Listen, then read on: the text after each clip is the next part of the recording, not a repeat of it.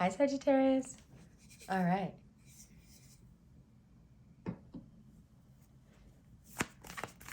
Mercury has moved into Capricorn. Venus has moved into Capricorn. And on the 21st, the Sun will move into Capricorn. But by the 20th, you'll be feeling that freedom again. So it's really about from now until the 20th and how to deal with this overwhelming urge to tell everybody to go F themselves. How to deal with the very insistent urge to run away from it all. And to find a new way out when it comes to finances. Well, the Knight of Swords, as you can tell, is running the wrong way. Stop running. Take a step back.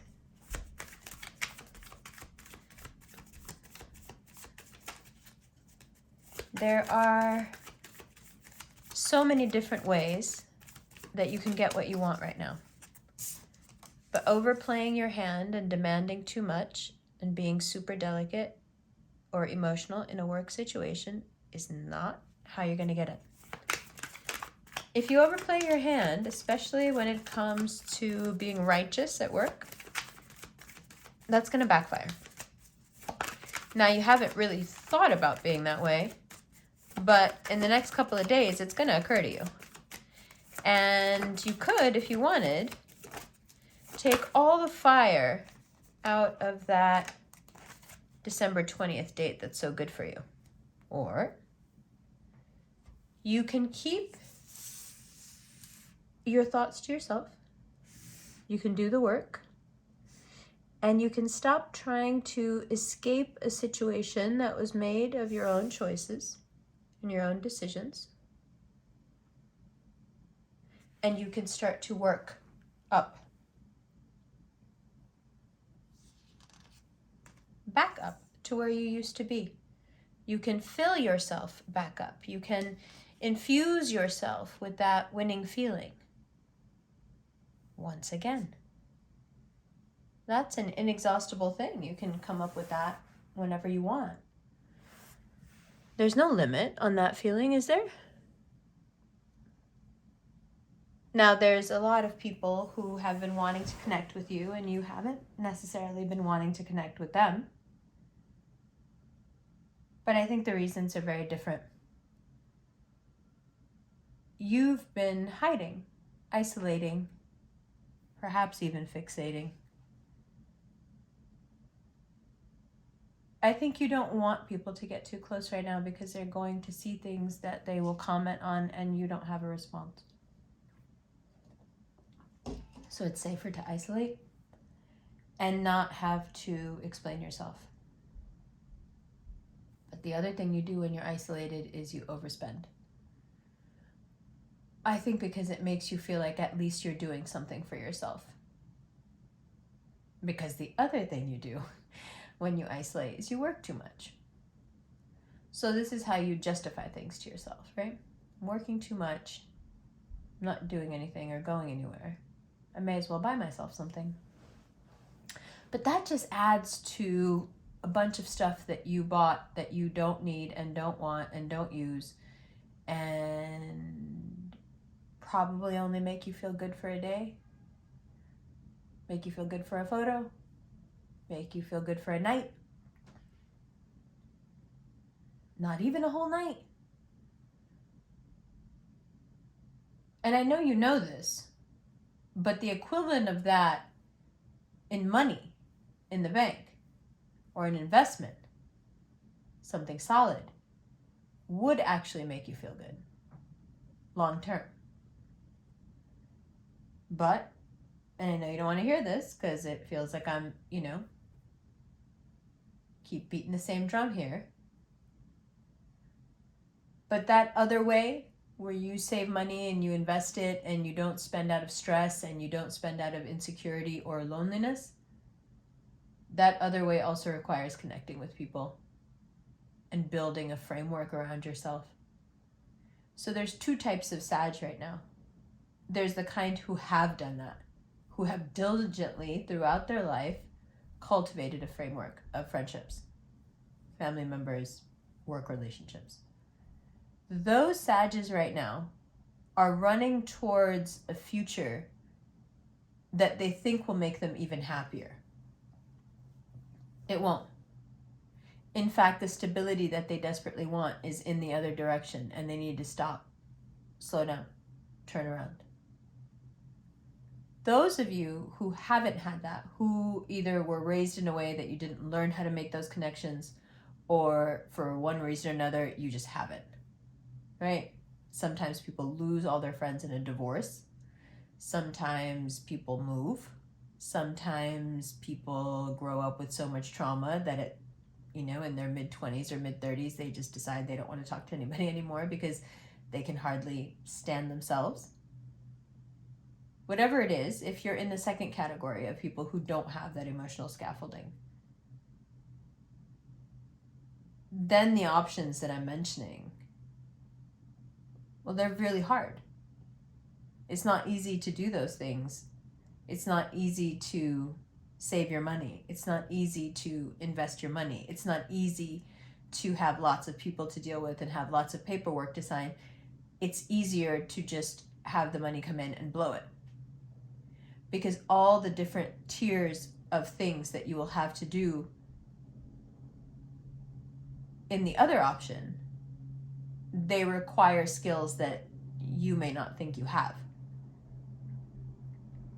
But regardless of which camp you're in, success is still coming, inshallah. That's not really up to you.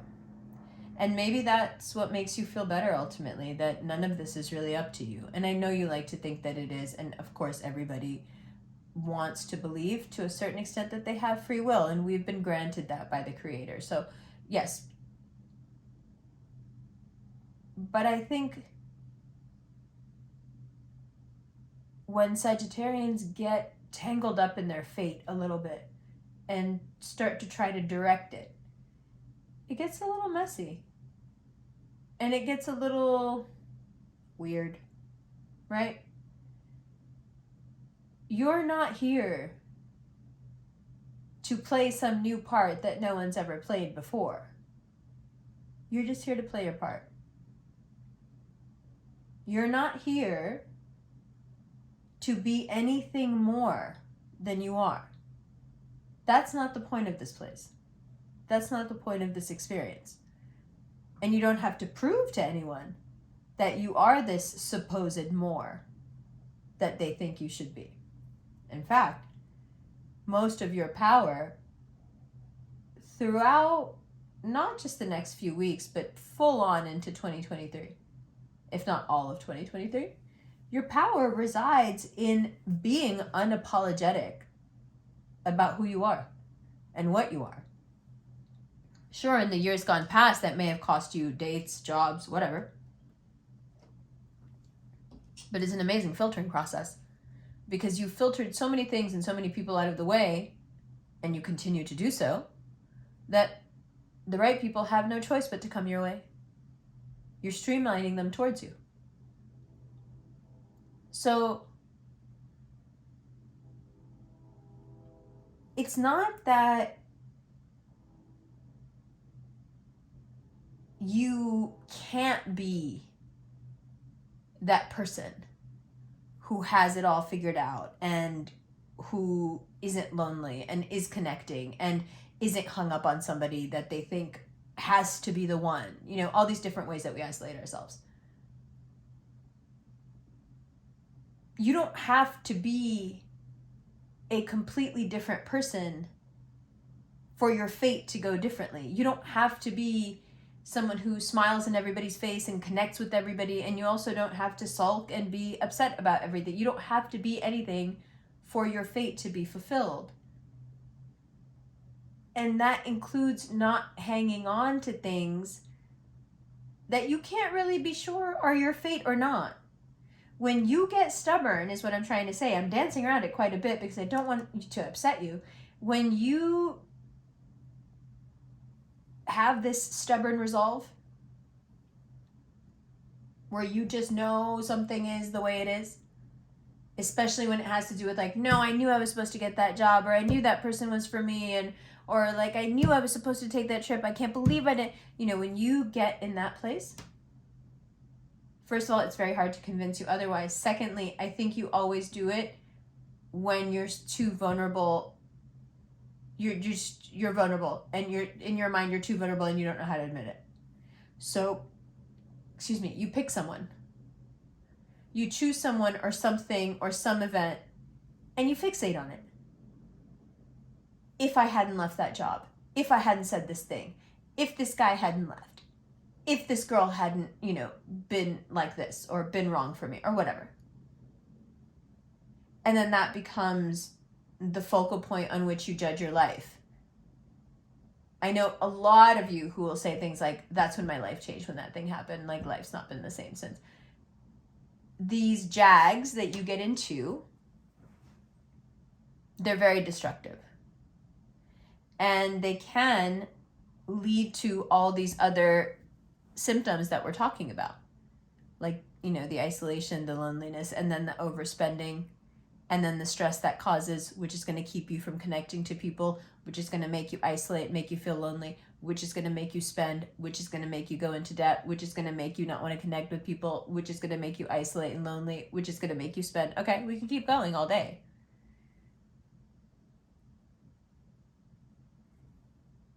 The way out of this is to not force yourself in one direction or the other. If you are a person who's cultivated a lot of friendships, don't push now for some greater added security. It's coming to you. Don't run after it. Do your work and leave it alone. If you're a person who's now looking at your life and thinking, damn it, I don't have enough people in my life. I'm lonely. I'm isolating. This is the time, and you've got to stop that cycle somewhere. So pick a place and grab it. I would say try to stop it at overspending. When you find yourself spending, stop.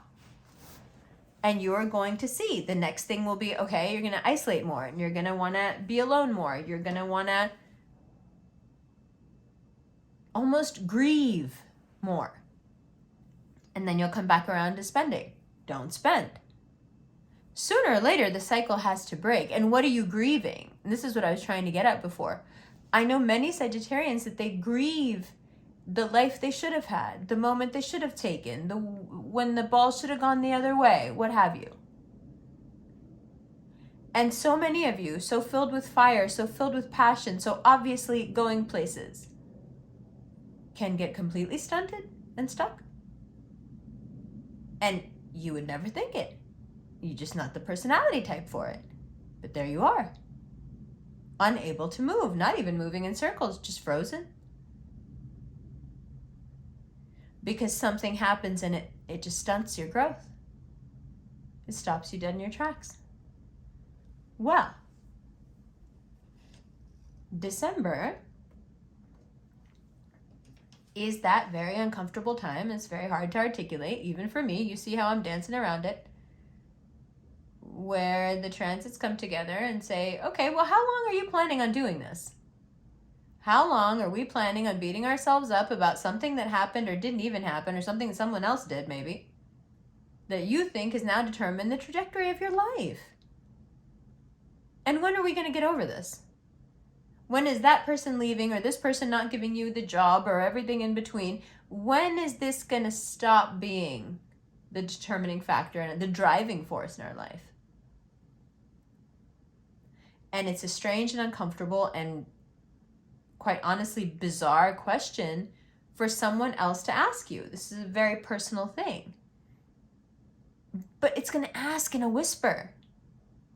You might not catch it if you're not listening. That's the thing about intuition. That's the thing about meditation and praying. The reason you need to do those things is because you need to make your mind sharp enough. You need to become accustomed to hearing that whisper, because it's never going to yell. If you ever wonder what the difference is between your anxiety and your intuition, I can't tell the difference. Well, anxiety yells and screams. Intuition is a whisper on the wind, heard once, maybe if you were listening closely, and then it's gone.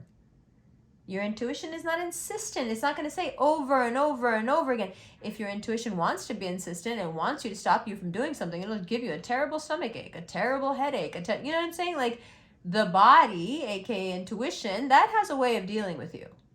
Anxiety. Anxiety yells and screams. Anxiety is the thought that won't stop running in your head. Anxiety is the fear that won't stop running in your head. That's not intuition. That's your fear. That's why it plays again and again and again and again. Because fear is loud and intuition is quiet.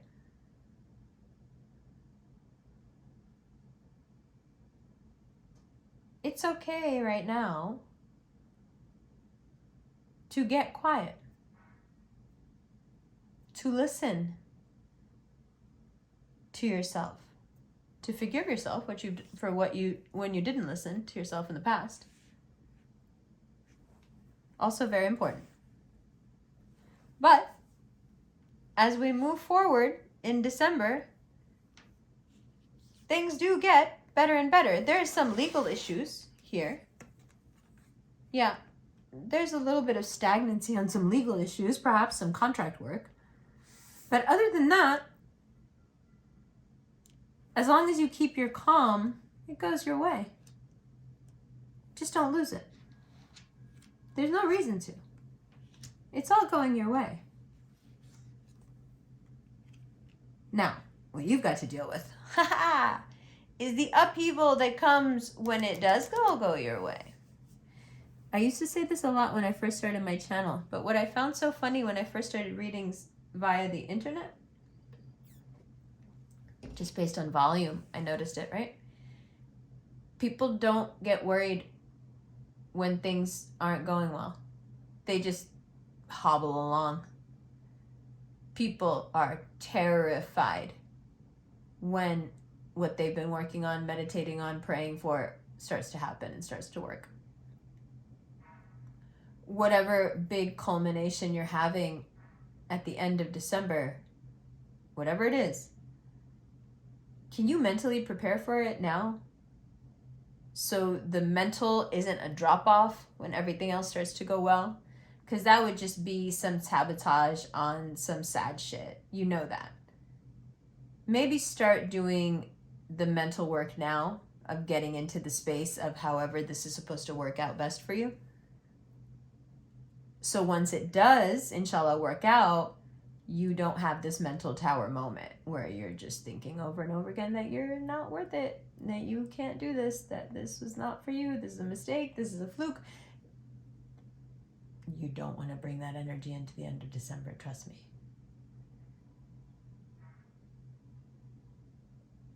Also, Jupiter will be moving into a fellow fire sign. This is such good news for you. Especially if you're a Sag rising. Now, we can use that fire to cook, to warm the house, or to burn it down. You'll get to decide. But as long as you're railing against your fate and trying to find a way out, it won't help you.